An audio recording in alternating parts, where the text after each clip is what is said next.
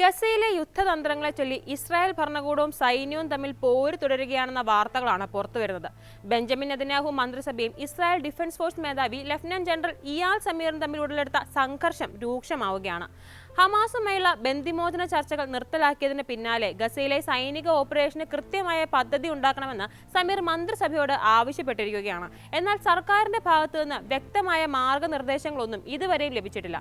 ഇതിൽ നിരാശനായ സമീർ രാജ്യഭീഷണി മുഴക്കിയതായും ഇസ്രായേൽ മാധ്യമങ്ങൾ റിപ്പോർട്ട് ചെയ്യുന്നുണ്ട്.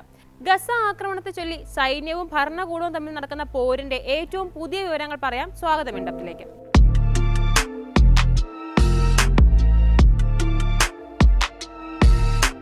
2023 ഒക്ടോബർ 7-ന് ഹമാസ് ഇസ്രായേലിൽ നടത്തിയ ആക്രമണത്തിൽ 251 പേരെയാണ് ബന്ദികളാക്കി പിടിച്ചുകൊണ്ടുപോയിരിക്കുന്നത്. ഇവരിൽ 50 ബന്ദികൾ ഇപ്പോഴും ഹമാസിന്റെ തടവിൽ കഴിയുന്നുണ്ടെന്നാണ് പുതിയ വിവരം. ഇതിൽ 28 പേർ മരിച്ചതായും IDF സ്ഥിരീകരിച്ചിട്ടുണ്ട്. ജീവനോടെ ബാക്കിയുള്ള ബന്ദികളെ മോചിപ്പിക്കാനും മൃതദേഹങ്ങൾ ഏറ്റുവാങ്ങാനുമുള്ള ചർച്ചകളാണ് ഖത്തറിന്റെ മധ്യസ്ഥതയിൽ ദോഹയിൽ നടന്നിരുന്നത്. എന്നാൽ കഴിഞ്ഞയാഴ്ച ചർച്ചകൾ തകരുകയും ഇസ്രായേലും US-ഉം ദോഹയിൽ നിന്ന് തങ്ങളുടെ പ്രതിനിധികളെ പിൻവലിക്കുകയും ചെയ്തിരിക്കുകയാണ്. ഹമാസിന്റെ പ്രതികരണങ്ങളിൽ തൃപ്തരല്ലെന്ന് ചൂണ്ടിക്കാട്ടിയാണ് അവരുടെ നീക്കം. ഇതിനിടയിലാണ് സൈന്യവും ഭരണകൂടവും തമ്മിലുള്ള പോര് കനക്കുന്നത്. പുതിയ റിപ്പോർട്ടുകൾ പ്രകാരം ഹമാസുമായുള്ള ചർച്ചകൾ പുനരാരംഭിക്കുന്നതിൽ പരാജയപ്പെട്ടാൽ സമീർ രാജിവെക്കുമെന്നാണ് വിവരം. മന്ത്രിസഭാ യോഗങ്ങളിൽ ചില മന്ത്രിമാർ സൈന്യത്തെ അപമാനിക്കുന്ന തരത്തിൽ പ്രസ്താവനകൾ നടത്തിയതിൽ സമീർ അതൃപ്തി പരസ്യമാക്കി.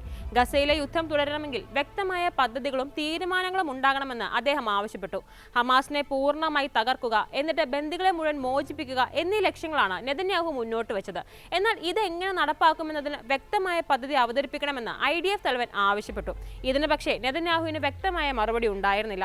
ഇതിനിടെ ക്യാബിനറ്റ് യോഗത്തിൽ ഒരിക്കൽ കൂടി ധനമന്ത്രി ബെസലേൽ സ്മോട്രിച്ചും ഇയാൽ സമീറും തമ്മിലടിച്ചതായി ഇസ്രായേൽ മാധ്യമം യെദിയോത്ത് അഹ്റോനോത്ത് റിപ്പോർട്ട് ചെയ്യുന്നുണ്ട്. ഗസയെ സമ്പൂർണ്ണമായി പിടിച്ചെടുക്കണമെന്നായിരുന്നു തീവ്ര വലതുപക്ഷ നേതാവായ സ്മോട്രിച്ച് യോഗത്തിൽ ആവശ്യപ്പെട്ടത്. എന്നാൽ ഇതിന് വർഷങ്ങളെടുക്കുമെന്ന് സമീർ വ്യക്തമാക്കി. ഇതോടെ IDF തലവനെ അപമാനിക്കുന്ന തരത്തിൽ സംസാരിക്കുകയായിരുന്നു മന്ത്രി. മുൻ സൈനിക തലവൻ ഹെർസി ഹാലവിയെ മിസ് ചെയ്യുന്നുവെന്നും സ്മോട്രിച്ച് പറഞ്ഞത്രേ. ഈ സംസാരങ്ങളാണ് കൂടുതൽ തമ്മിലടിയിലും സംഘർഷത്തിലും കലാശിച്ചത്. ഇയാൽ സമീർ നെതന്യാഹു സംഘർഷം പുതിയ സംഭവമല്ല. ഈ വർഷം ജൂലൈയിൽ ഗസയിലെ ജനങ്ങളെ തെക്കൻ മേഖലയിലേക്ക് മാറ്റി വടക്കൻ ഗസയിൽ ഉപരോധം ഏർപ്പെടുത്താനുള്ള നീക്കത്തെ IDF തലവൻ എതിർത്തിരുന്നു. കോൺസെൻട്രേഷൻ ക്യാമ്പ് മാതൃകയിൽ ഗസക്കാരെ മുഴുവൻ മാനുഷിക നഗരം എന്ന് പേരിട്ട കേന്ദ്രത്തിൽ പാർപ്പിക്കാനുള്ള നീക്കത്തിലും ഇയാൽ സമീർ ശക്തമായ എതിർപ്പ് അറിയിച്ചിരുന്നു. പദ്ധതിയെ ചൊല്ലി ഇരുവരും സുരക്ഷാ ക്യാബിനറ്റിൽ ഏറ്റുമുട്ടുകയും ചെയ്തതാണ്. റഫേൽ താമസിക്കുന്ന 6 ലക്ഷം ഗസക്കാരെ മവാസി മേഖലയിലേക്ക് മാറ്റുക, പിന്നീട് ഗസയിലെ മൊത്തം 20 ലക്ഷം ജനങ്ങളെയും ഈ മാനുഷിക നഗരത്തിൽ പാർപ്പിക്കുക. ഇങ്ങനെയായിരുന്നു ഇസ്രായേലിന്റെ പദ്ധതി. പ്രതിരോധ മന്ത്രി ഇസ്രായേൽ കാറ്റ്സ് അവതരിപ്പിച്ച പദ്ധതിയെ നെതന്യാഹു പൂർണ്ണമായും പിന്തുണച്ചു. എന്നാൽ ഈ ആശയം അപകടകരമാണെന്നാണ് സമീർ വിമർശിച്ചത്. പദ്ധതി ബന്ദിമോചന ചർച്ചകളെ തകർക്കുമെന്നും യുദ്ധലക്ഷ്യങ്ങളുമായി പൊരുത്തപ്പെടുന്നതല്ലെന്നും അദ്ദേഹം മുന്നറിയിപ്പ് നൽകി. ഗസയിലെ ബന്ദികളുടെ ജീവൻ അപകടത്തിലാക്കും, സൈന്യവും കൂടുതൽ ദുരിതത്തിലാകുമെന്നും IDF തലവൻ ചൂണ്ടിക്കാട്ടി. പദ്ധതിയുടെ വൻ സാമ്പത്തിക ബാധ്യതയും അദ്ദേഹം സൂചിപ്പിച്ചിരുന്നു. എന്നാൽ നെതന്യാഹു ഈ വിമർശനങ്ങളെ സമ്പൂർണ്ണമായി തള്ളിക്കളയുകയാണ് ഉണ്ടായത്. ആഴ്ചകൾക്കകം ചെലവ് കുറഞ്ഞ ഒരു പദ്ധതി അവതരിപ്പിക്കണമെന്ന് IDF-നോട് നിർദ്ദേശിക്കുകയും ചെയ്തതായി ഇസ്രായേൽ മാധ്യമങ്ങൾ റിപ്പോർട്ട് ചെയ്തിരുന്നു. നെതന്യാഹു മന്ത്രിസഭയിലെ ധനമന്ത്രി ബെസലേൽ സ്മോട്രിച്ചും ദേശീയ സുരക്ഷാ മന്ത്രി ഇറ്റാമർ ബെൻ ഗിവറും പദ്ധതിയെ ശക്തമായി പിന്തുണച്ചിരുന്നു. വടക്കൻ ഗസയിൽ ഉപരോധം ഏർപ്പെടുത്തിയാൽ ഹമാസിനെ അതിവേഗം തകർക്കാമെന്നായിരുന്നു സ്മോട്രിച്ചിന്റെ വാദം. എന്നാൽ അവിടുത്തെ 20 ലക്ഷം ജനങ്ങളെ ആര് ഭരിക്കുമെന്ന് സമീർ ചോദിച്ചു.